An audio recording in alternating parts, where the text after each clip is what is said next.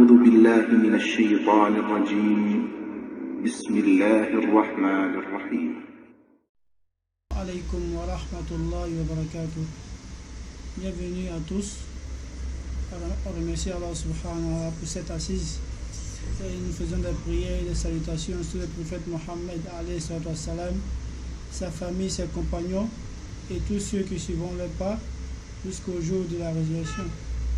Qu'Allah nous facilite la compréhension de notre religion, qu'il nous fasse de nous ses serviteurs qui le craignent en tout temps et en tout lieu, face à Allah subhanahu wa ta'ala, que ce qu'on a eu à apprendre et à écouter, qu'Allah nous accorde la mise en application et vraiment qu'il fasse qu'on puisse vivre cela au quotidien.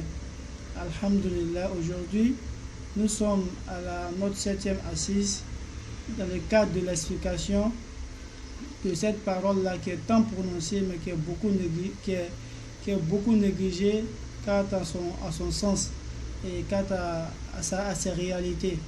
Donc c'est la parole de la shahada, la parole qui permet de rentrer à l'islam, la parole qui fait de l'homme un musulman, le fait de reconnaître qu'il n'y a de divinité digne d'adoration si ce n'est Allah subhanahu wa ta'ala, qu'on récite, qu'on dit en arabe tout simplement La ilaha illallah.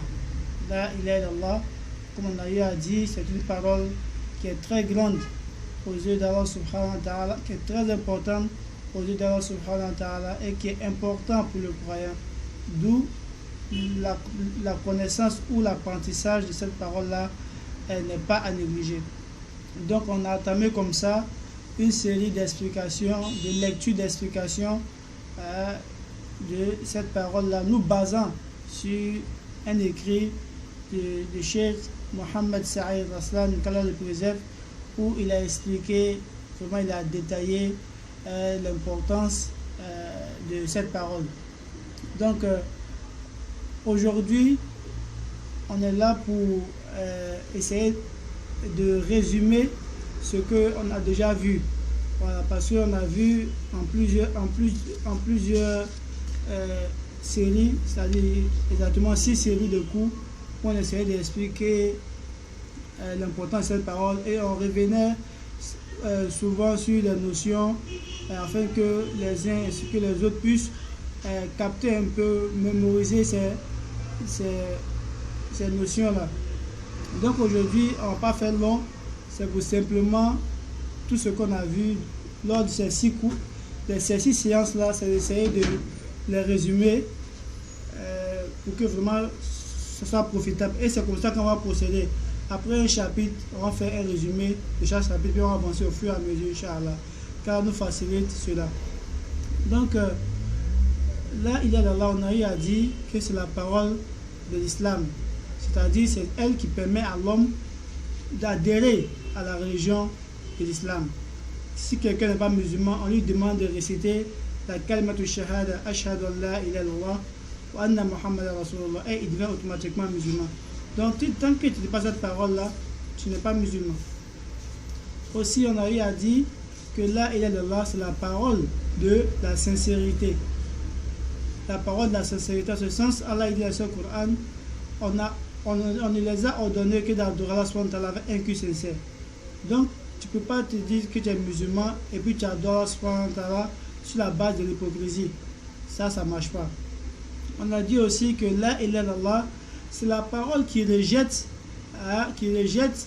l'associationnisme, c'est-à-dire le shirk, le fait d'adorer autre qu'Allah subhanahu wa ta'ala, ou simplement le fait d'attribuer des caractéristiques à des adorations, des spécificités d'Allah subhanahu wa ta'ala à des créatures. Donc là, il rejette toutes ces fausses croyances là. Donc c'est la parole qui rejette le shirk, l'adoration d'autres divinités, d'autres dieux en dehors d'Allah subhanahu wa ta'ala. Aussi, c'est la parole qui prône l'adoration d'un Dieu unique, le vrai, Allah subhanahu wa ta'ala. Donc, on voit à travers ces définitions-là, ces explications que là, il n'est pas une parole à prendre à la légère. Aussi, après ça, on a vu l'adoration. Quand on parle de là et là, on parle d'adoration d'un Dieu. Donc, qu'est-ce que c'est que l'adoration? On a défini, le cheikh a dit que l'adoration, c'est tous les actes apparents ou cachés qui sont agréés d'Allah subhanahu wa ta'ala, c'est-à-dire Allah subhanahu wa ta'ala, il l'aime. Quand tu fais, tu as le mérite, tels que le zikr, la prière, l'immolation, le tawaf, tout ça, les doigts, la crainte, l'espoir, tout ça, quand le serviteur, le croyant, le musulman, il fait ces paroles-là, il fait ces actes-là, il les rétribue pour ça, il les récompense pour ça. Donc, c'est une adoration. Donc, toutes ces adorations-là doivent être à la base agréées d'Allah subhanahu wa ta'ala. Et comment savoir que cela est agréé d'Allah subhanahu wa ta'ala? C'est lorsque on voit ces adorations dans le Coran, qui est le livre écrit d'Allah subhanahu wa ta'ala qui a été délivré par Mohammed sallallahu alayhi wa sallam, alors c'est une adoration. Ou lorsqu'on voit ces actes-là dans la sunna de son prophète Mohammed alayhi wa sallam, ces actes deviennent quoi? Des adorations. Aussi, on a vu le mot Tawhid. Le mot Tawhid, on a dit que c'est tout ce qui est adoré en dehors d'Allah. Tout ce qu'on prend comme adoration en dehors d'Allah. On a dit en ce sens-là que le fait de demander la baraka auprès de quelqu'un qui est décédé, qui est mort, même si c'était impieux, cette personne-là, quand on cherche la protection auprès de lui, devient quoi? Un tawhid pour celui qui l'adore, une fausse divinité pour la personne. Aussi, on a dit que les lois des hommes, lorsque on les comprend, on les prend, on les considère mieux que la loi d'Allah, ces lois deviennent quoi? Des tawhid. Aussi, la passion de l'homme peut devenir aussi des tawhid, en ce sens où lorsque l'homme il considère, il donne la priorité sur ses passions au détriment de l'ordre d'Allah, cela aussi est considéré comme quoi? Une divinité. Il a pris sa passion comme divinité. Allah parle de cela dans le Coran. Tout ça, c'est des formes de fausse divinité. Et qu'Allah nous en préserve. Aussi, on a eu à dire que le shirk, c'est le fait d'adorer autre qu'Allah subhanahu wa ta'ala. Donc le croyant doit faire son maximum, son possible, de s'éloigner très très loin de tous les actes qui peuvent l'envoyer à associer à son créateur. Pourquoi cela? Parce que Allah dit Inna Allah la yaghfiru an yushraka bi wa yaghfiru ma duna dhalika liman yasha. Allah dit qu'il n'accepte pas qu'on associe à lui quoi que ce soit ou qui que ce soit si tu veux. Il ne veut pas qu'on associe quelque chose à lui. Il veut qu'on adore exclusivement, comme il a dit wa ma umiru illa liya'budullaha mukhlisina lahu dina hunafa. Donc on doit adorer son Allah sincèrement et lui seul qu'on doit adorer. On ne doit pas adorer autre que lui. Donc le croyant il ne doit pas s'amuser à adorer autre qu'Allah subhanahu wa ta'ala, car cela pourrait ou causera à sa pète Yom al-Qiyamah, il n'aura rien de ses œuvres et qu'Allah nous en préserve. Aussi on a eu à parler du tawhid. On a vu la notion du tawhid. On a dit que le tawhid c'est l'unicité d'Allah subhanahu wa ta'ala. C'est la science qui nous permet d'étudier le créateur. Et c'est la meilleure des sciences. Parce qu'une science qui traite d'Allah subhanahu wa ta'ala est celle même qui mérite d'être étudiée avant tout le reste. Et tu vois. Donc le tawhid, il a ses subdivisions. On a dit que le tawhid, il y avait le tawhid de la seigneurie, le tawhid de l'adoration et puis le tawhid concernant les noms et attributs d'Allah subhanahu wa ta'ala. Mais le tawhid où il y a beaucoup de problèmes, c'est pas le tawhid de Ar-Rububiyya, c'est pas le tawhid de la seigneurie, parce que tout le monde est d'accord que les cieux ainsi que les terres ont été créés par qui? Par Allah subhanahu wa ta'ala, par Dieu. Tout le monde est d'accord que les eaux, la végétation, les humains, les génies, tout cela, c'est Allah subhanahu wa ta'ala qui est le créateur. Il n'y a pas de problème en cela. En ce sens, Allah subhanahu wa ta'ala, dans le Coran, il dit, si tu demandes au Mekwa qui a créé les cieux ainsi que la terre, tu te diras que c'est Allah. Mais où est-ce qu'il y a eu le problème? Le problème s'est posé lorsqu'il est demandé d'adorer qui? Allah subhanahu wa ta'ala, sans associer quoi que ce soit. À la base, eux qui étaient quoi? Des idolâtres. Ils avaient plus de 300 et quelques divinités à qui ils vouaient des cultes. Toi, tu viens les dire, ils n'ont qu'à laisser tout ça pour Allah subhanahu wa ta'ala seul. Donc, du coup, ça crée un problème. Donc, le tawhid de l'adoration, c'est là, généralement, il y a beaucoup de problèmes. Parce que tu vois quelqu'un, il prie avec toi, mais il va faire des sacrifices pour des génies. Il prie avec toi, il va faire des sacrifices pour l'eau, la rivière, pour des personnes, il y meurt pour d'autres personnes. Mais quand tu parles, il y a un problème. Et tu vois, on t'écarte, on te classe, on dit toi tu n'es pas savant, c'est rentré, ainsi de suite. Donc, la plupart des savants, ils ont des problèmes qui prêchaient à cette parole-là. Ils ont le même problème que les prophètes ont eu. Ils ont été humiliés, ils ont été rabaissés, ils ont été insultés, ils ont été chassés, tout ça. Parce qu'ils appellent à l'adoration d'un Dieu unique. C'est injuste. En ce sens-là, on a dit quoi? Inna shirka la zulmun azim. Il dit le fait d'associer Allah subhanahu wa ta'ala est la plus grande injustice. C'est la plus grande injustice. Hein? Allah il t'a créé alors que tu n'existais même pas. Il t'a fait venir, il t'a donné le souffle de vie. Il te nourrit. Hein? Il te donne l'huile, les yeux, la bouche, le nez. Il t'a créé de la plus belle forme. Tu es humain. Mais toi, tu n'as pas trouvé autre moyen pour le remercier que de prendre une créature, un homme, soit disant c'est ton chèque, tu te procèdes pour lui. Après sa mort encore, il est dans la tombe, poussière. Tu espères prendre balak auprès de lui. Donc, souvent quand tu vois les mouchikines, ceux qui font le chèque te demandent, est-ce qu'ils réfléchissent quand on a la bonne compréhension. Aussi, on a dit que là, c'est la parole que tous les prophètes et messagers ils rendront compte à ce sujet, à son sujet. C'est-à-dire, Allah va demander aux prophètes, qu'est-ce que vous avez annoncé? Est-ce que vous avez annoncé mon message? Ils diront qu'on a annoncé.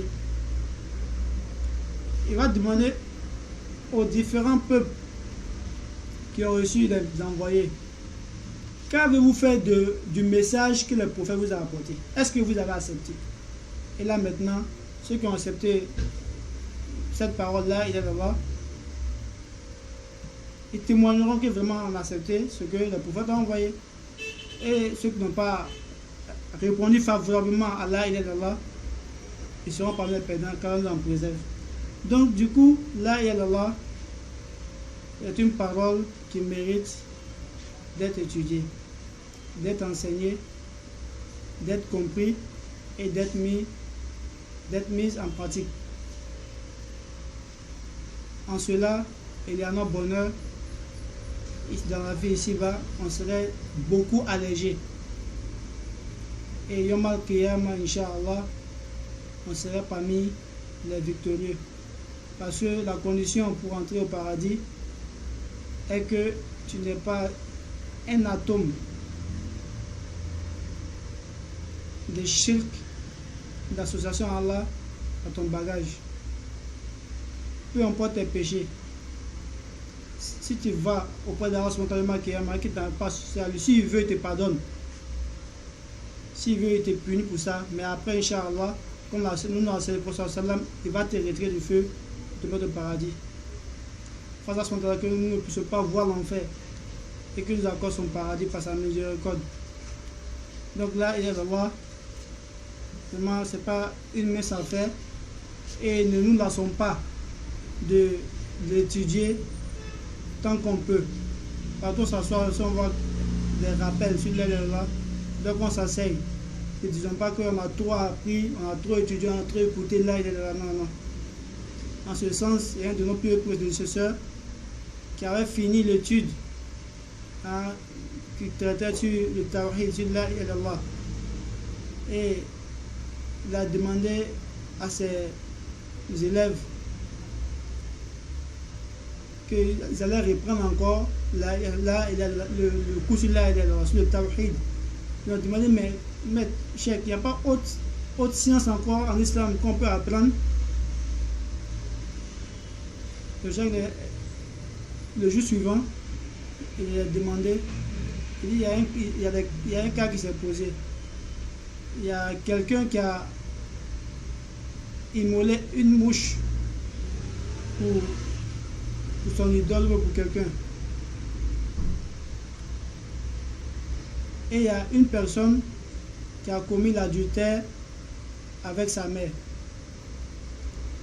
Leur réaction au deuxième cas a été plus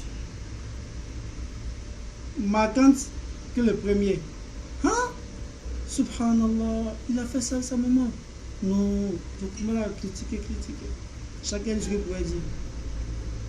Il dit, là c'est le contraire. Il dit, vous deviez plus trop marquer cette colère lorsque je lui ai dit que quelqu'un a immolé, quelqu'un a sacrifié une mouche pour autre qu'Allah subhanahu wa ta'ala. C'est-à-dire que vous n'avez pas encore compris le but de la ilaha illallah. Qu'Allah nous préserve, qu'il nous fasse vivre sur cette parole, qu'il nous fasse mourir sur cette parole, et que notre dernière parole sur cette terre soit la ilaha illallah, et qu'il nous accorde son paradis. Azza wa subhanakallah bihamdik, nashhadu an la ilaha illa anta astaghfiruka wa atubu ilaik. Donc au prochain cours, Inch'Allah, on va voir les conditions de la ilaha illallah et ainsi de suite, Inch'Allah. Assalamu alaikum wa rahmatullahi wa barakatuh.